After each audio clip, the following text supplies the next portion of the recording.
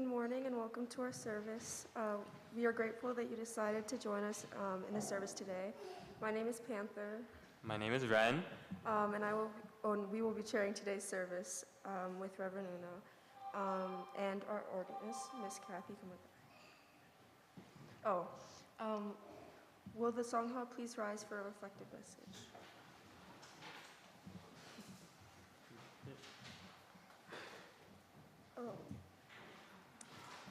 What you think, you become. What you feel, you attract. What you imagine, you create. Namo Buddhaya.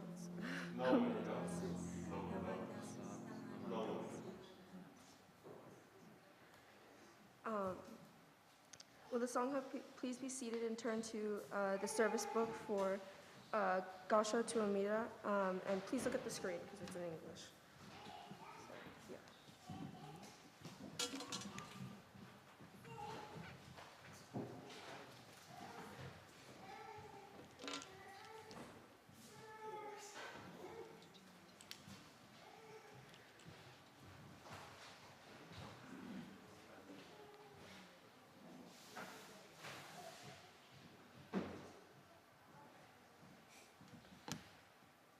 Namanda, Namanda, Namanda, Namanda, Namanda.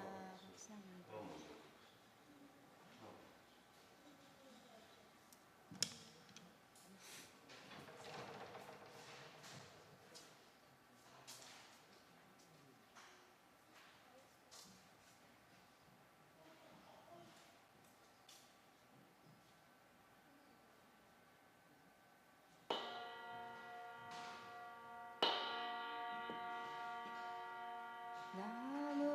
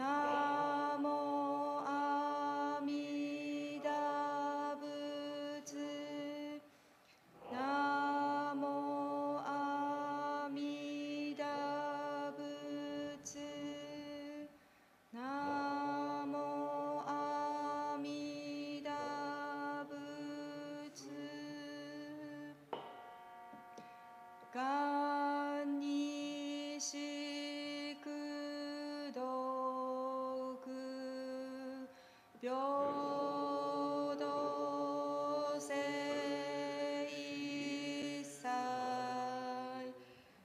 Dohon Bodai Ojo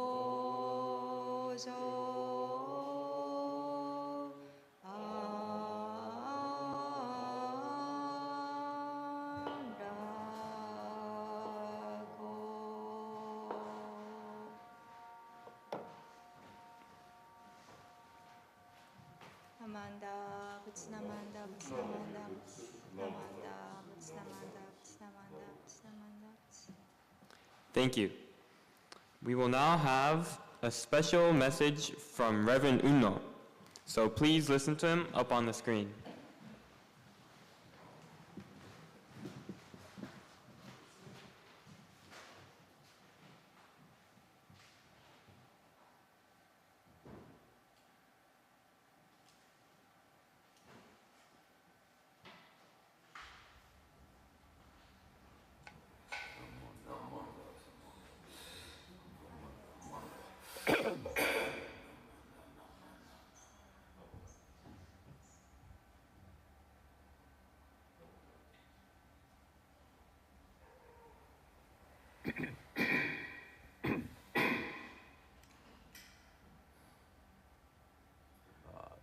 Good morning, everyone. I'm glad to have this chance to talk to the Sunday school service attendees. Before I start, let me say that I'll be speaking rather slowly. This is to make sure that I get out the pronunciation of words clearly, so that I won't tend to mumble, as sometimes is my case. And also you may find me downward. And the reason for that is you're filming me, and I'm looking straight at my own self, and I don't want to look at myself, and so I tend to look downward. And I know you're not down there, and you're up there, or out there, but I may spend a lot of the time looking downward. But make no mistake, I'll be addressing you, okay? And also, there may be pauses between my thoughts, and that is to gather my thoughts as I go along. And so there'll be long pauses. So if it's really long, then you might just rest your ears, and so forth. But I just wanted to forewarn everybody that these odd idiosyncrasies may occur, and so ask for your understanding. To go into the subject of this talk, I wanted to talk about the central essence, the center that holds everything together in Shin Buddhism. Or to change metaphors, the foundation of Shin Buddhism, which is the oneness of the Buddha, Amida Buddha, and we sentient beings, meaning you and I. In Japanese, they call this oneness Butsubon Ittai, the Buddha and the ordinarily, or shall I say ordinary, unenlightened man, meaning you and I, are absolutely one. And also in conjunction with that, I want to bring in another essence in Shin Buddhism, which in Japanese is called Shinjin. Shinjin. a word that is very difficult, if not impossible, to translate. The obvious translation of Shinjin is faith, but it's not perfect. Sometimes the translation is rendered as entrusting, trusting in, entrusting. But that's a kind of a cold word, doesn't have a religious, shall I say, a sense to it. Or some say a belief and so forth. So I don't know how to translate it here, but perhaps I'll just use the word faith with a capital F and with some reservations, okay? So the two subjects of equal importance that I want to talk about today is the absolute oneness of sentient beings, meaning you and I and Amida Buddha.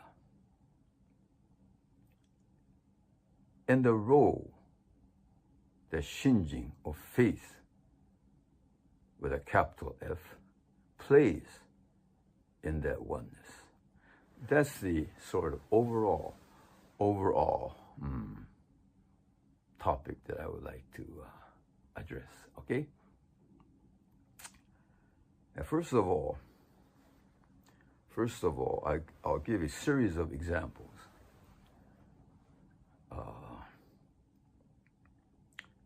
For example, when I was younger, I would put one of my, shall I say, not but one of my children on top of the television, and I would ask them to just jump into my arms. And believe it or not, immediately the child would jump into my arms, and we would hug each other and become one and laugh. That is, we become one. And the reason the child jumps into my arms is because it has complete trust in me as a father, complete trust in me, and jumps into my arms and we become one. Okay? If there are any doubts, they will hesitate and say, no, I don't want to, and so forth. So the key point there is that the child has absolute trust in me. That is why they jump into my arms. I was always astonished about that, really surprised, pleased, and astonished at the faith the child had in me. Another example, first, of someone who didn't have faith and then regained that faith.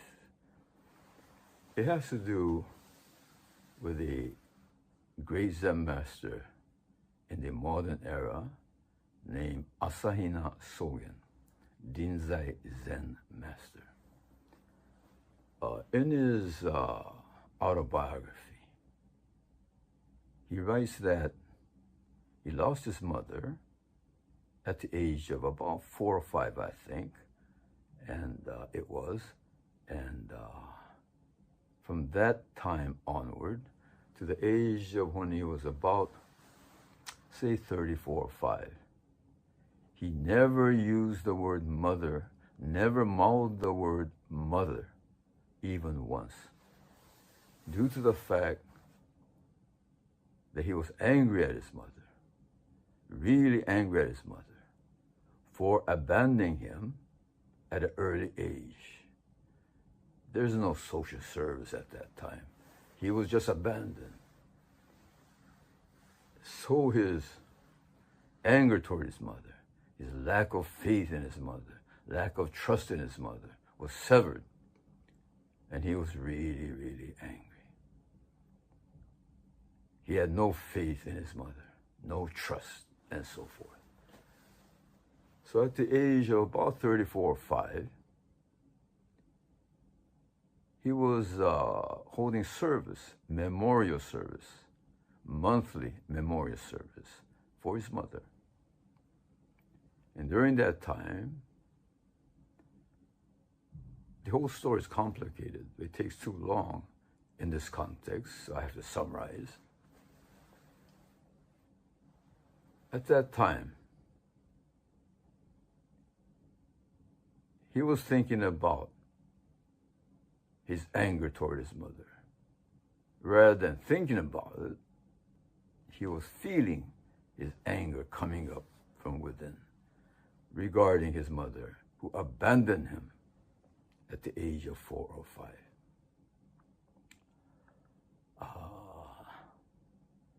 Then during the Sutra chanting, all of a sudden it struck him.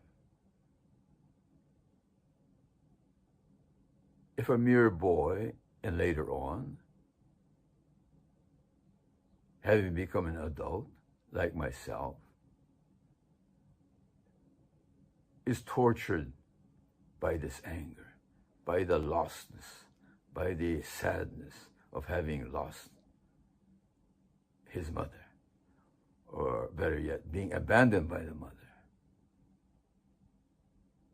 If he were this angry, it all of a sudden came to him that his mother, at the young age of 23 or 4, being forced to leave her only child alone in the world. How much more so must my mother, he thought, have suffered when she died. In other words, if I'm this angry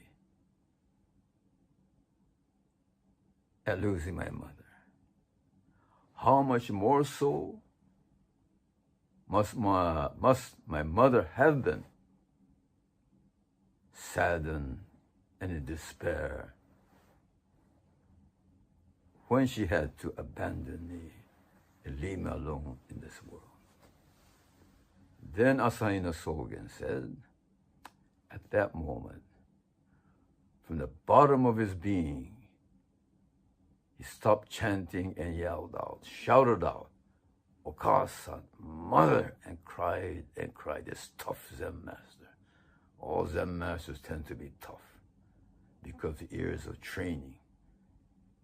He shouted out, "Mother, mother, mother," meaning mother, not meaning, just mother, mother, mother.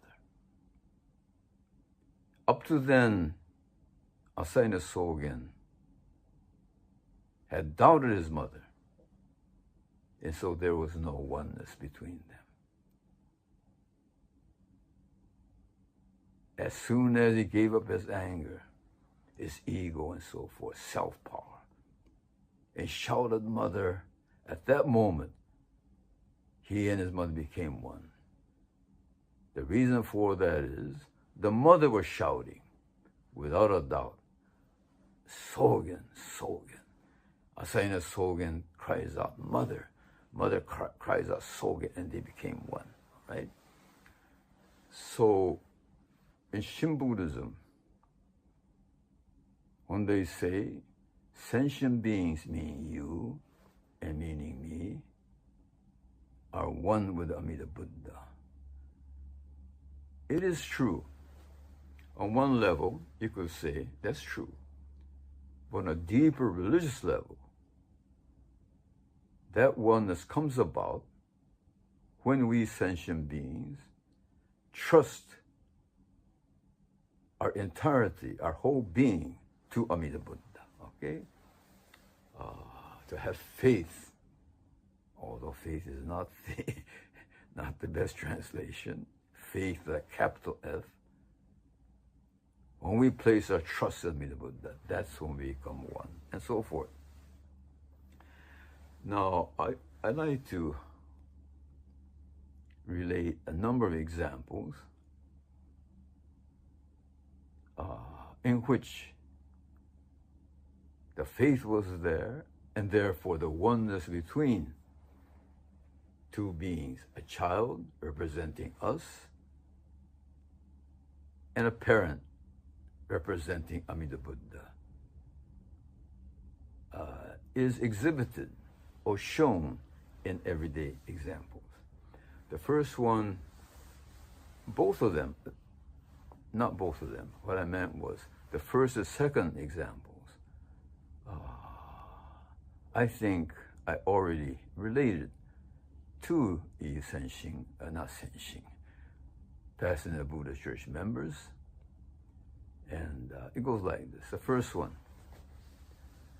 one day I was at a park, just looking at life going by. Then I noticed a young girl about, I would say two and a half, about 3, climb upstairs of a ladder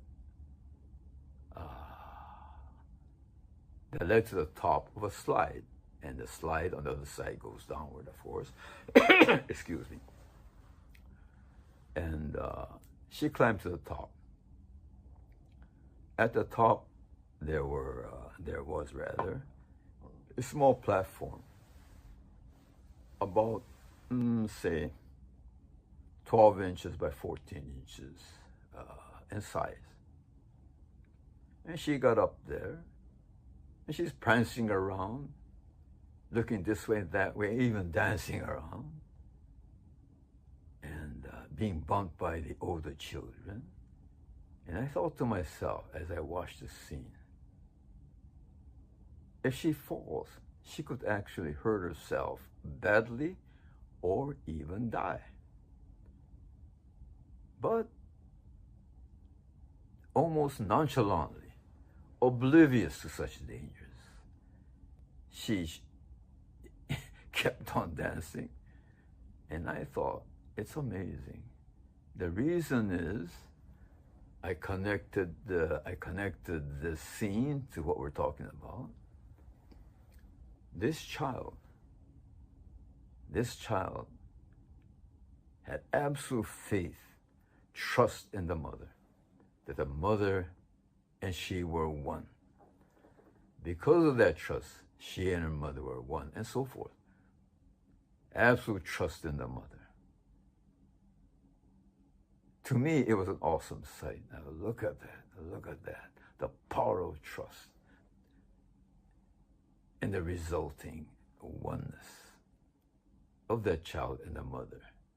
In our example, of course, it's Amida Buddha. You and I are the child, and Amida Buddha, of course, is the saving power, saving force, saving energy, known in the form of being as Amida Buddha.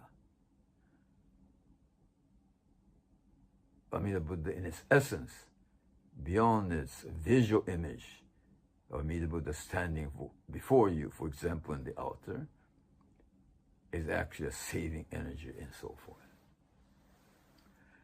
The next example, I also think I recounted at Pasadena.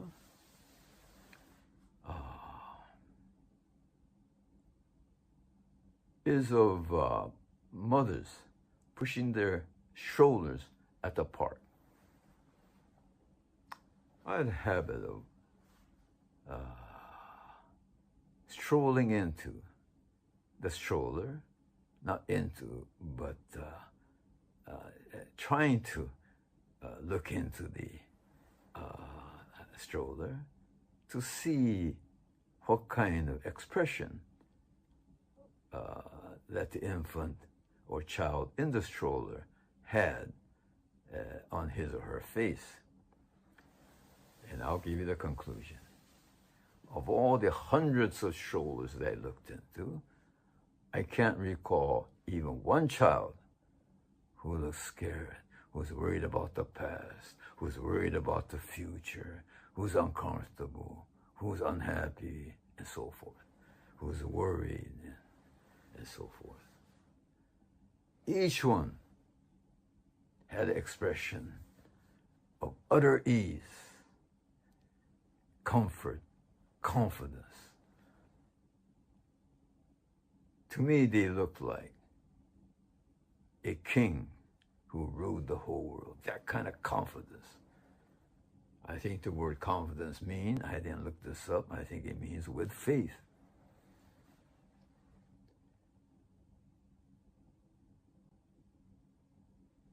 They're so confident. One time I remember, I looked in carefully, and this boy was sucking, young boy of course, about maybe a year and a half, was sucking on his toe. So when I looked at him and smiled, he looked at me, and I'm reading his mind, reading this into his mind rather, but he seems to be signaling to me to say, hey, why don't you try this? It's fun. That kind of thing. There are other examples, I'll cut them all out. But they all had, all these children in the stroller had a look of utter confidence, utter ease. I mean, there's no word, there are no words to describe what I'm trying to say. To use a fancy word, they look enlightened. They look saved. And the reason for that state, that enlightened state, is due to the fact that these children had absolute confidence in their mother who stood to their back, pushing the stroller. And to hurry this description, in the back, the mothers also had a certain look. It's hard to describe. They looked relaxed because they're out to enjoy the sun, enjoy the day. But they also had, at the same time, an indescribable look of alertness, kind of sensing any kind of danger that may be around. You could hardly see it. You could hardly see it. Relaxed but alert, I'll put it that way.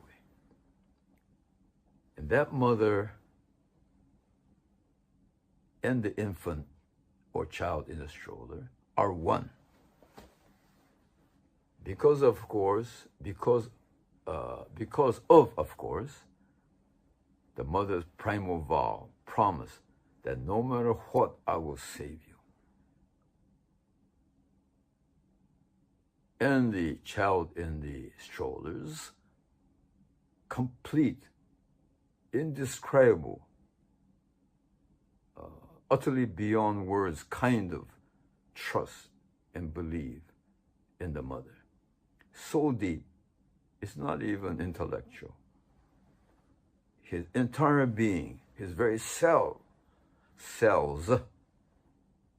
trust the mother. So there is another example of trust, faith, shinjin as an integral part of the oneness of man, you and I, and Amida Buddha. And there are several other examples. Maybe I'll give one more example. Watching the television, of course, like you and I both experience, there are many, many scenes of various disasters on the news, shall I say, programs. Disasters such as floods, fires, earthquakes, hurricanes, and so forth. As you're watching, much like yourself, I've watched hundreds of these scenes. But the thing that always drew my attention was the fact that the child being held by the fireman, or rather better yet, the child being held by the mother or father in the midst of a chaotic situation, with the mother or the father panicking, looks extremely stressed out, worried, anxious, and so forth, the child being held almost never has that kind of look. The child's expression is rather close to puzzlement. He wonders what's happening, curiosity, sometimes even excitement, alertness, but not worried at all. And the reason for that is he is one with his parent, one with her parent, whichever case you want to speak about. In other words, the child is utterly at ease. Maybe not utterly, but it's at ease. It's kind of even enjoying the experience because he is one with his parents. And the oneness comes from his trust in the parent. All right? And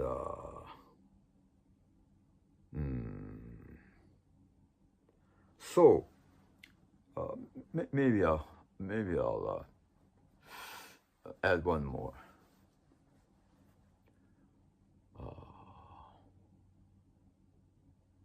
They say on the field, what do they call it? Field hospitals. I may have gotten the term wrong, but the hospitals where they take care of wounded soldiers, especially badly wounded soldiers. More extremely stated, soldiers who are dying. In whatever country it may be, in Germany, France, Italy, Middle East, China,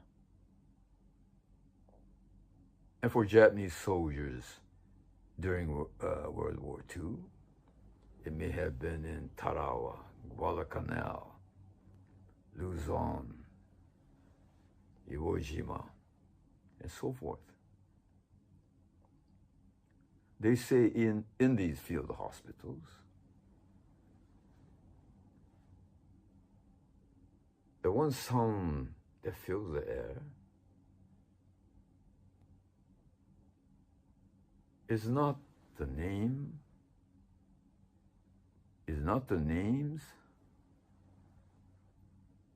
of the soldiers' wives or fiancés or even children or a favorite professor at college or teacher, and so forth. The one word in various languages, dependent on where the field hospital is located, is always the same.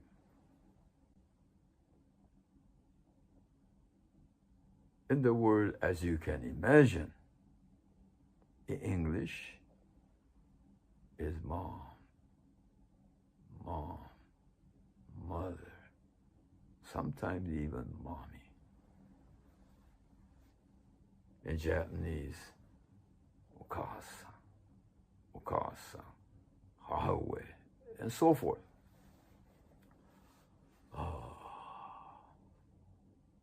And the reason for this is that the dying soldiers, or the fatally wounded soldiers, have absolute faith in their mother as a, shall I say, saving force, a comforting power. And they call out the mother, call out their mother rather. And in having faith in his mother, in his mother's, shall I say, consoling, comforting, saving power. With that faith, the soldier and the mother actually become one.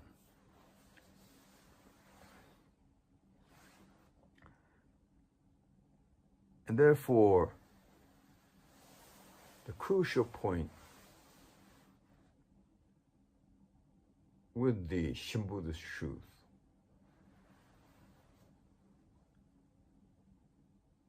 that we, you and I, and Amida Buddha are one, is that on one level,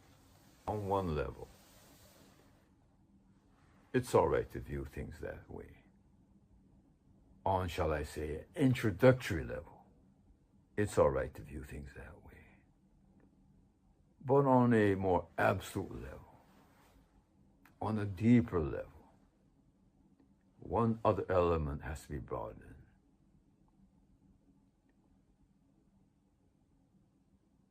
One becomes truly one with the Amida Buddha, not as a theory, not as an idea,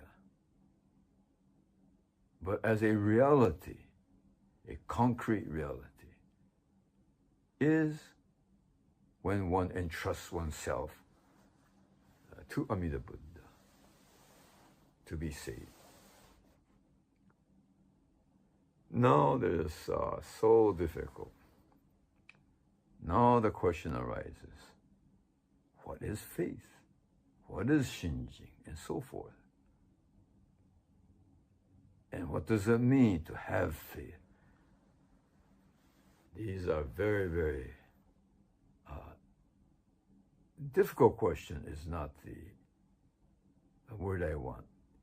These are very, very subtle questions that really cannot be explained. Because fundamentally, it's an experience. It's a happening. It's an event. Happening and event means it's a moment in which a transformation occurs. But let me get, I'm getting too fancy here, so I'll stop. It's something that cannot be explained in words. But let me try. Anyway, the only example I could think of, and I've used this many, many times, and so I have to use that again. The example goes like this. Many years ago, maybe 30, 40 years ago, I read this article. In a Korean freighter, on a Korean freighter, something happened, and a crewman fell overboard. And the freighter took off, not knowing he had fallen overboard. And the crewman tread water. I don't think he had a life jacket on. For many, many hours. I think it was 18 hours. And by the way, a similar thing happened about 2 years ago off the Pacific coast here. And he also tread water about 16, 17 hours. And so it is possible. But getting back to the story. The crewman said he had been a good swimmer. So he tread water. But hours passed, and the freighter never came back. Eventually it did, but in his mind, it seemed like the freighter was not coming back. So finally, utterly exhausted, after say 17 hours or so, he said he had no recourse. He couldn't save himself. It was utterly impossible to save himself. So he just trusted himself to the ocean's buoyant powers, to lift him up and to float him and to save him.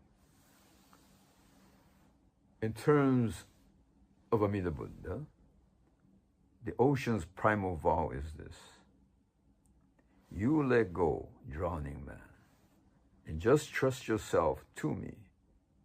Without mistake, I'll float you. That's the ocean's vow.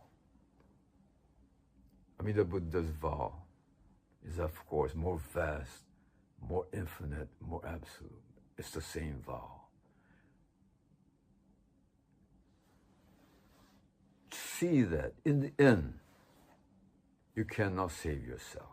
So just trust me, I will save you. Now the question arises, what does it mean you can't save yourself? You know? So that's, again, a hard question to answer. Because I know for a fact that all of you have saved yourself. You studied hard, you worked hard, to your great credit. And you younger people, I know you're studying hard, you're trying hard. And you're married well, you raised your kids, you're honest, you helped the church. You donated to St. Jude or whatever. So you did save yourself. You did save yourself. You took good care of yourself. You exercised correctly. And you bought a nice house. You have a nice car. You go on vacations, you know. So I know you save yourself. But the salvation that you created for yourself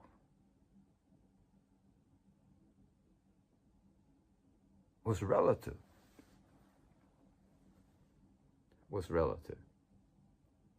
In other words, it was not perfect. Another word of saying is, nothing lasted. The house got old, the car got old, etc., etc. In other words, the salvation you created for yourself, the happiness that you created for yourself, was imperfect.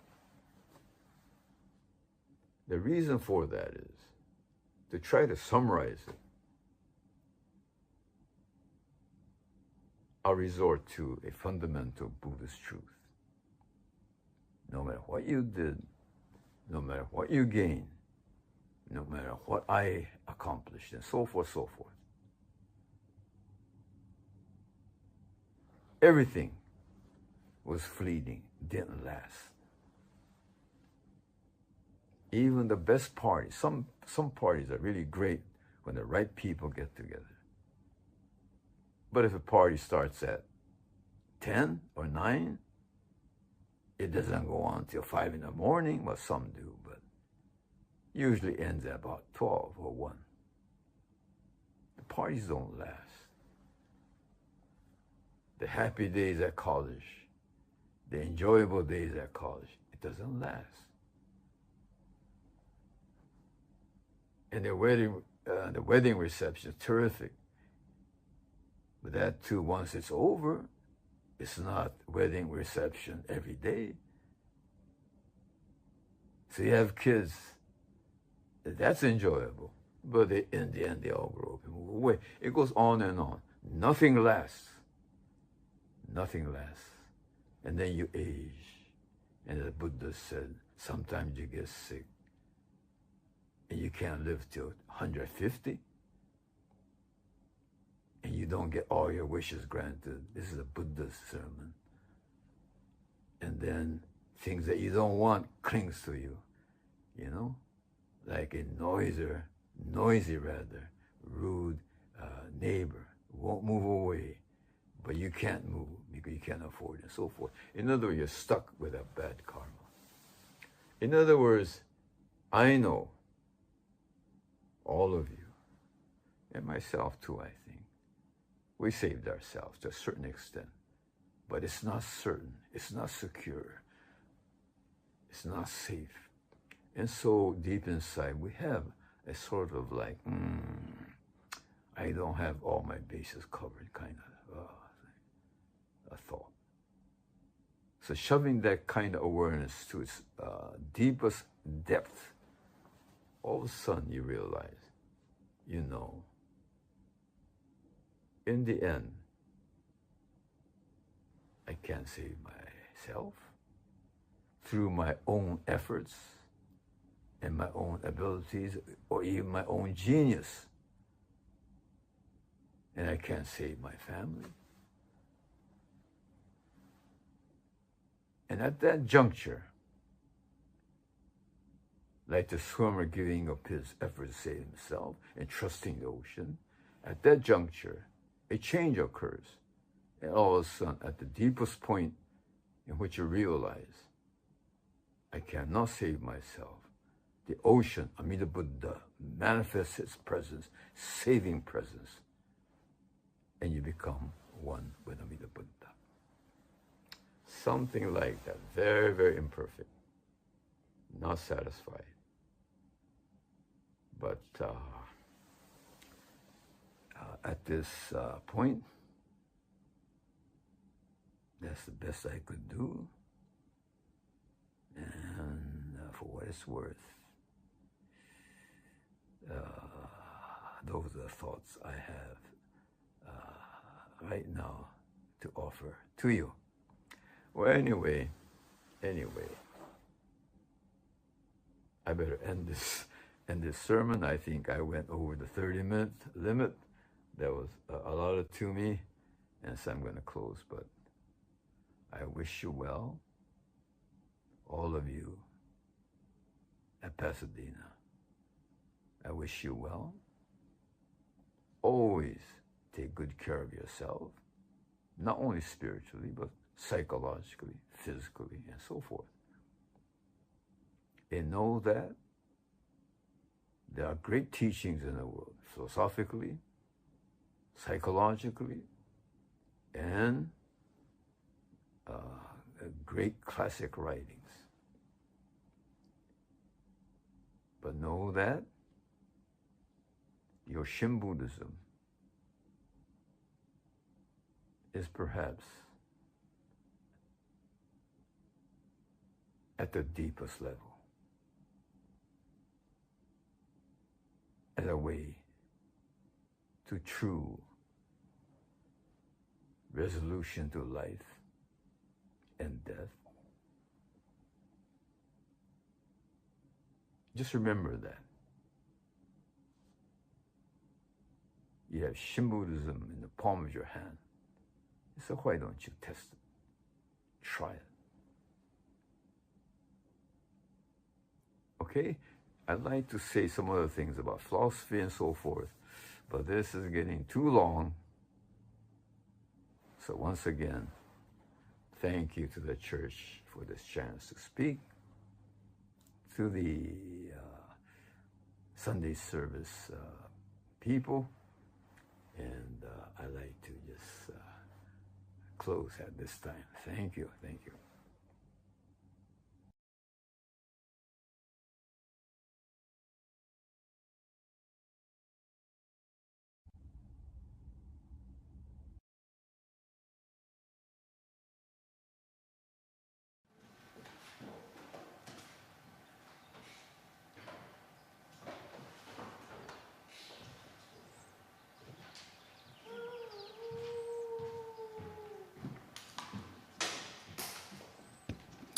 Thank you, Unno Sensei, for that wisdom-packed message. I'll be sure to keep that in mind. Yeah. Will the Sangha please rise for the closing message?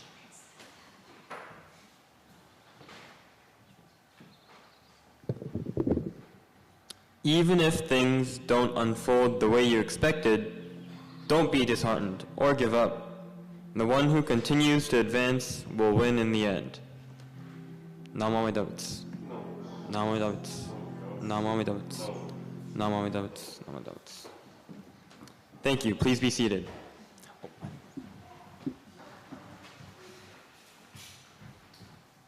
We will now be having our announcements. I'll start it off with a t-shirt fundraiser that the Southern District Junior YBL will be hosting. We have a t-shirt designed by Katie Shu, who was a former Pasadena, yeah. Woo! Katie, yeah. It's $20. I don't know too much about it, but my mom does. And you can go up to her, get one of these flyers, and also she has the order form. So yes, please please consider buying a t-shirt. Thank you.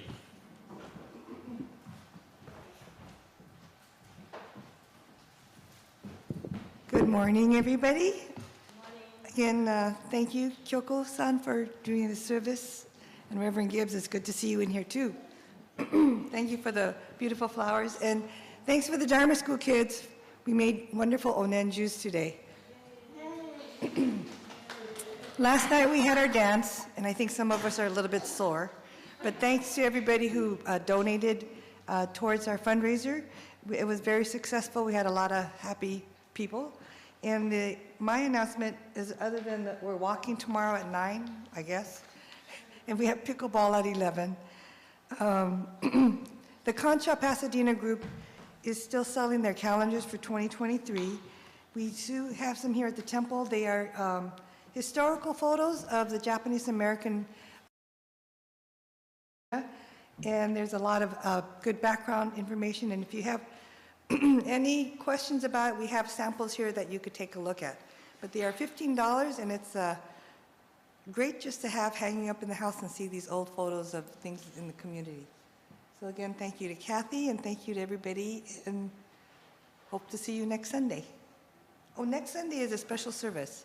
We have Ohigan service. Are we inviting the new? Oh, we have Okada Sensei speaking in Japanese. And are we doing the new members?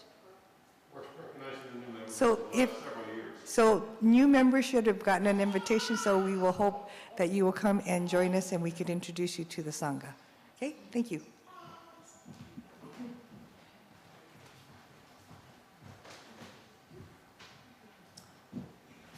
Good morning. My name is Marvin Inoue. I just want to make a few announcements.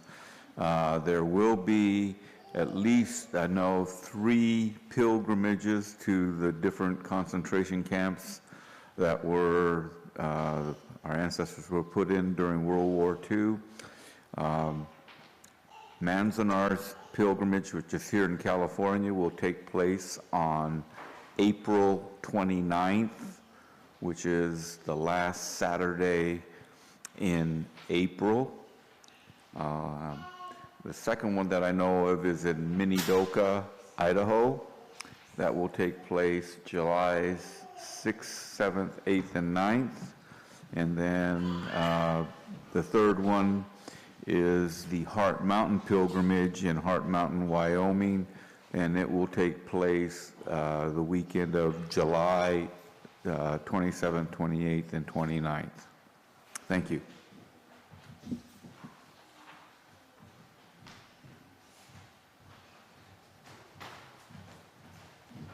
Once again, thank you for coming to today's service, and yeah, please come to next week's special service. Hope to see you there. Thank you, Kathy, for playing the organ. Thank you, myself and Panther, for chairing today. And thank you to Unno Sensei for the message, and thank you to Kyoko for leading. Have a good day.